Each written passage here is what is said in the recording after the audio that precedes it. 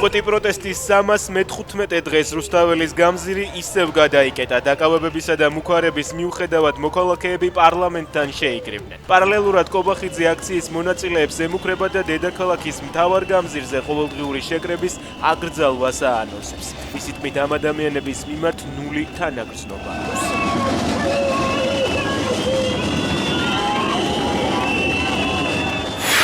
დააკავეს ბათუმის აქციების მედროშე ზურაბ ჭავჭანიძე. ყოველდღიური პროტესტის მონაწილე ქუჩაში დღეს 10-მდე პოლიციელმა დააპატიმრა. ბათუმელების ცნობით, ჭავჭანიძე თბილისშია გადმოყვანილი.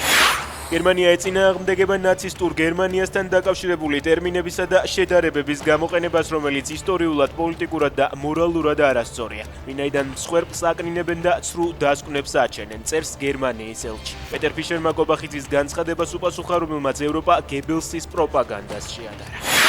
გიორგი შინჯიკაშვილის მამას TV პირველის ჟურნალისტზე ძალადობის საქმეზე ბრალი წაუყენეს. მას ურწლამდე პატიმრობა ემუქრება. 12 მაისს სოფელ მარტყოფში ბრალდებულმა ჟურნალისტ მარიამ მაკასარაშვილს და ოპერატორს ფიზიკური შეურაცხყოფა მიაყენა და მათ კამერა და ტელეფონი წაართვა.